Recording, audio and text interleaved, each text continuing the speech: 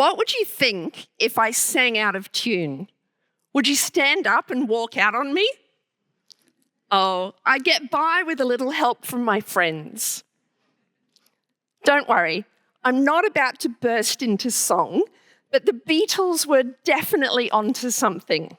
We can all do better when people come alongside us and support us. And we can be that kind of friend for other people too. When my daughter was very young, I used to sing her a bedtime lullaby, quite badly, until one night she said, "Mum, please don't." She was right. My singing is about as bad as it could be. But I do love letting loose to rousing hymns and 80s pop songs. So, joining a no-audition choir in my late 20s was an amazing gift. Surrounded by voices that knew where they were going, my own voice could follow along and actually reach notes I couldn't hope to find on my own. For the first time, I could actually sing the high notes. I got by with a little help from my friends. Like in my no-audition choir, we can all reach the high notes, or at least higher notes, when we're part of a supportive community. Building relationships that sustain other people as they reach for their goals, and letting others help us learn and achieve our own goals alongside theirs. Cooperation like this is the polar opposite to being crabs in a bucket, pulling down the people around us who are successful or making progress, whether due to our own jealousy or insecurity.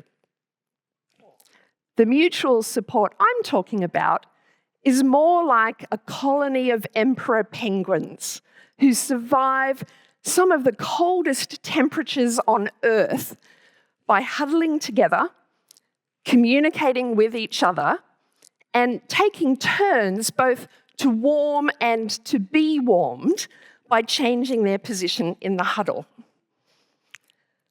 Like emperor penguins, we can all both give and receive help. And peer coaching is one way we can do that. At work, but also in school and community contexts. Peer coaching involves people with roughly similar levels of experience coming together for a intentionally focused relationship to have quality, open, trusting conversations that support each other's personal or professional goals. It's a form of talk help, but it differs from other types of talk help. Unlike training, peer coaching doesn't need anyone to be an expert in a particular subject area. Unlike traditional mentoring, peer coaching doesn't need a senior person who's willing and available to hand down their knowledge. Participants recognise each other as equals and acknowledge that everyone has something both to give and to receive. And, unlike counselling, peer coaching focuses less on dealing with personal issues than on learning with and from each other and helping each other pursue individual or perhaps group goals. Peer coaching can happen one-on-one or in small groups. In either case, participants come together regularly to explore questions that concern them and to share what they're learning with each other.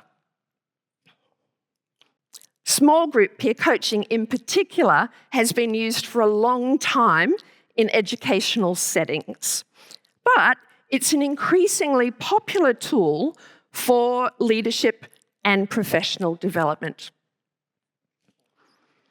My own work on peer coaching was born out of the COVID-19 pandemic, which devastated arts and culture sectors around the globe. In Australia, for example, public health restrictions forced the closure of more than half of all arts and recreation services businesses. And industry-based surveys revealed the loss of over $24 billion in output and over 79,000 jobs. Now, clearly a single individual couldn't hope to solve such a massive problem, but I did want to do at least something to help.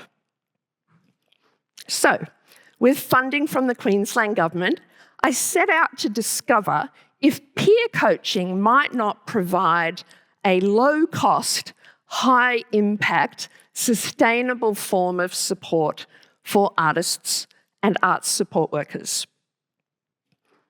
I began by working with two of Australia's leading arts companies.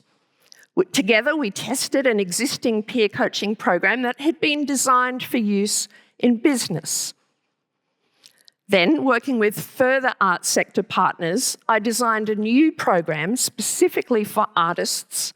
It has two components: a topic-based program that explores key issues facing the arts and culture sector, and a goal-focused program where participants bring their own questions, problems, issues, challenges, or ideas and seek input, feedback, and suggestions from each other. We've since run about 35 peer coaching circles around Australia with over 150 visual and performing artists. Each circle ran for between 4 to 8 weeks. Some of them met in person, some fully online, and some in a hybrid format. Participants have included professional and amateur artists, as well as graduate-level arts students and arts support workers in urban, regional, and remote locations. We've also run groups specifically for Indigenous women artists in tropical far north Queensland, and we've designed an easy-read version of the program for use by people with low literacy or who prefer oral modes of communication, including artists living with an intellectual disability. Research indicates that small group peer coaching supports learning through helping others, and it encourages people both to give and to ask for help. In our research, we've received overwhelmingly positive feedback that our peer coaching circles are impactful, supportive, and valuable. Participants describe their peer coaching circle experience not only as time well spent, even in the face of work and other pressures, but also as an appointment they look forward to. And I've heard people say, time and time again, our group was so lucky. We just had the nicest people. But I don't think it was luck. The author, C.S. Lewis, says that friendship is born when people discover each other in conversations like this. What? You too? I thought I was the only one. As a vehicle for just that kind of conversation, small group peer coaching can be the birthplace of beautiful, generous, and generative friendships.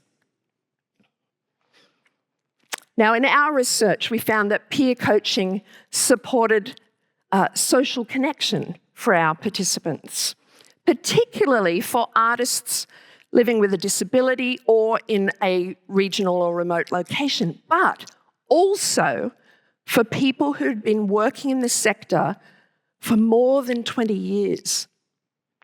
Generally, very well-connected people. But these are people who often hold lonely leadership roles, where opportunities to be open and vulnerable with other people are very rare. Our peer coaching also supported participants' adaptability, positivity and confidence, resourcefulness, and preparation for the future. In a nutshell, peer coaching doesn't only help people get by, it makes them better able to sing the high notes with a little help from some new friends. But it isn't only good for artists and arts support workers. A growing body of research tells us that peer coaching can help military doctors and nurses manage compassion fatigue and burnout. It can support well-being for university students. Peer coaching can also build social connections for older people, including stroke survivors, and help them be more physically active. And it's proving to be an effective tool for ongoing professional development for high school teachers, university educators, and various medical practitioners. In all of these and other settings, peer coaching can foster self-esteem, develop knowledge and skills, empower people to act, and build their desire for genuine, generous relationships. Now, if all of this is sounding too good to be true, of course, yes, peer coaching does have some risk factors. Things like unrealistic expectations, unwillingness to learn with or to help other people, and a lack of self-awareness or skills that are relevant to the other participants. But out of all of the circles we've run, only one group utterly failed. That involved people from a single company who had been voluntold to participate. You might know what that feels like when the boss asks for volunteers and no one feels free to say no. In this case, participants weren't only reluctant, they also brought with them pre-existing conflict and mistrust. So their group was pretty much doomed from the start. But we learned a lot from that one failed peer coaching circle, including that peer coaching absolutely must be voluntary, but also that circle membership can be curated in ways that promote mutual trust and respect.